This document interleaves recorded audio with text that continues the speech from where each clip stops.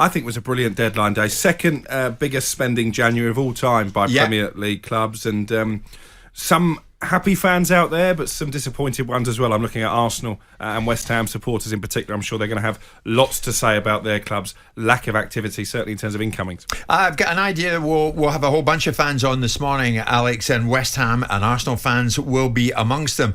Simon, good morning. Newcastle, at the end of the day, 93 million quid they've forked out. Could we have predicted that, Simon? Do you think they would have spent more? Should they have spent more? They did predict it. They said they were going to spend 100 million quid. Well, they're 7 short. Yeah. So there you go. And is that all you have to say in the matter? We were expecting a bit more from you. Well, look, I mean, they spent what they said they were going to spend. I mean, the idea that they were going to spend hundreds and hundreds of millions in the January transfer window was probably for the birds, but they certainly spent what they said they were going to spend. If they said they were going to spend 100 million quid and they spent 93 and they feel that they've got enough in, then they've done 7% less than they anticipated. Look, the bottom line is that Newcastle needed to try and buy their way out of the trouble that they're in. If you look at the transfer spend and you say last year the bottom 5 clubs spent 5 million. This year the bottom 5 clubs spent 150 million, if you believe the sort of Narnia figures that Dele Alli's been bought for 40 million quid.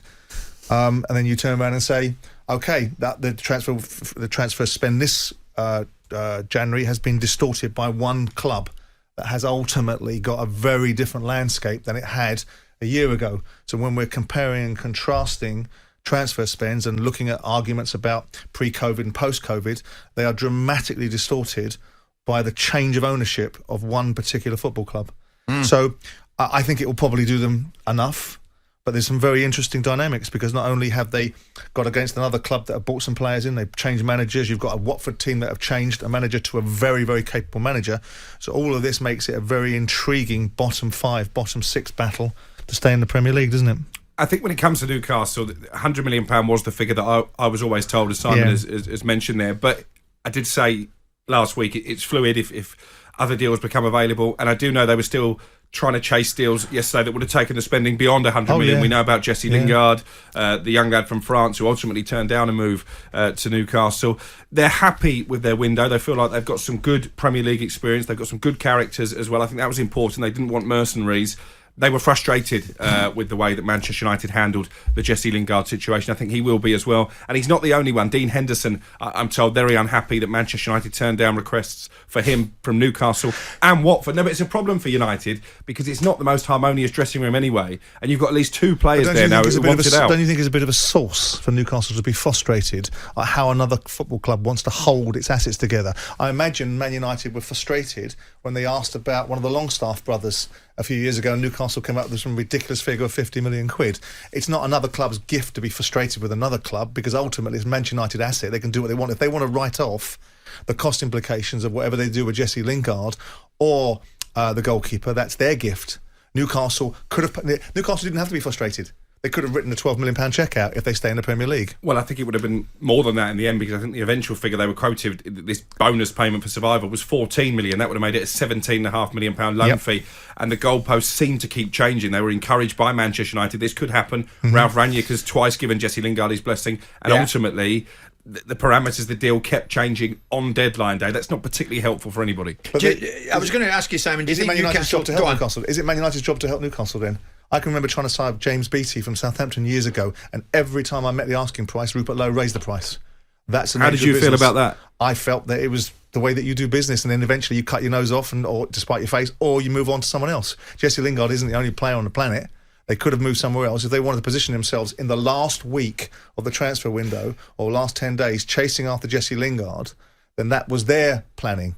They've had 2.5 months of Eddie being in situ prior to the transfer window opening, and 25 days before they really started to start their motors up about watching Jesse Lingard. I don't think it's Newcastle's gift to be frustrated. So, Simon, you have said in recent days that you think Newcastle will get out the trouble they're in and that they will stay in the Premier League. Do you think the acquisitions of Trippier, Wood, Guimaraes, Burn and Target, does that allow for quiet confidence, do you think, in the North East? Well, I think it gives them some backbone, doesn't it? I mean, you Yeah. can't depend entirely on Callum Wilson. As many goals as he'll get you is as many games as he'll miss playing. So there's that challenge that they have with the inability to be able to put a side out, to be able to compete against the opposition, because the primary goal scorer is more often not injured. Yeah, Plays 18, 19, 20 goals a season. Have the owners delivered for Eddie Howe, Simon, would you say? Have they delivered here by the bodies have got over into the building? I don't think they're stellar signings, do you? I think they're signings that would be made in a building block of a side that needs to stay in the Premier League.